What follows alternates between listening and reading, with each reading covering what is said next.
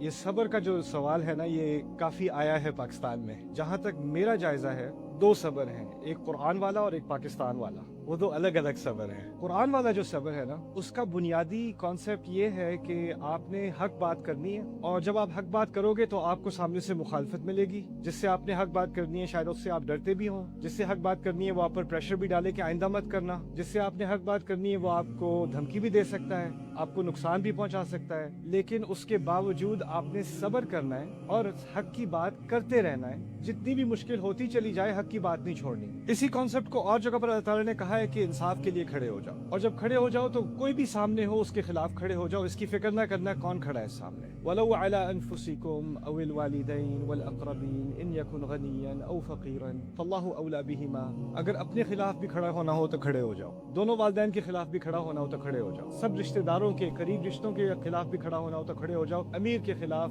غریب کے خلاف، پہلی پرائیورٹی اللہ تعالیٰ کی ہے. اللہ کی خاطر کھڑے ہو جاؤ. اور یہ کھڑا ہونا آسان کام نہیں ہے. اس کے لیے بڑی آپ کو سٹیمنا چاہیے ہوتا ہے. اس سٹیمنا کا نام، اس کے ناموں میں سے ایک بڑا نام قرآن میں صبر ہے. لیکن پاکستان والا صبر ذرا مختلف ہے. پاکستان والے صبر میں ہے غلط بات ہو رہی ہے، آپ اس کو خاموشی سے برداشت کر رہے ہو، پھر آپ کسی سے جا کے کہتے ہو کہ یہ غلط بات ہو رہی ہے، میں کیا کروں؟ بیٹا صبر کرو. یعنی حق کی بات مت کرو، خاموشی میں صبر کرو. قرآن جو واضح الفاظ میں کہہ رہا ہے وَتَوَاصَوْا بِالْحَقِّ وَتَوَاصَوْا بِالصَّبْرِ، سب کو یاد ہے. لیکن ہم نے جو صبر بنایا نا وہ ہے إِلَّا الَّذِينَ آمَنُوا وَعَمِلُوا الصَّالِحَاتِ وَتَوَاصَوْا بِالصَّبْرِ. میں تھوڑی سی بیچ میں اسکپ ہو جاتی ہے بات. یہ نہیں کہا حق کی بات نہیں کرنا، یہ باتیں مت کرنا، اس سے بڑی مصیبت ہوگی، بس تم صبر کر لو. ہم نے بھی صبر کیا تھا، تم بھی صبر کرو، اللہ تعالیٰ تبدیلی لائے گا. اللہ تعالیٰ نے جو تبدیلی لانے والا نظام بنایا نا اپنا، وہ یہ ہے کہ پہلے حق کے لیے انسان کھڑا ہوتا ہے، پھر اللہ کی مدد آتی ہے. اور اس کے مدد کے آنے تک آپ نے حق کی بات کرتے رہنا ہے اور حق کے ساتھ کھڑے ہوتے رہنا ہے. پھر آخر میں جب اللہ دیکھے گا کہ آپ اس کی مدد کے مستحق ہو، پھر مدد آتی ہے.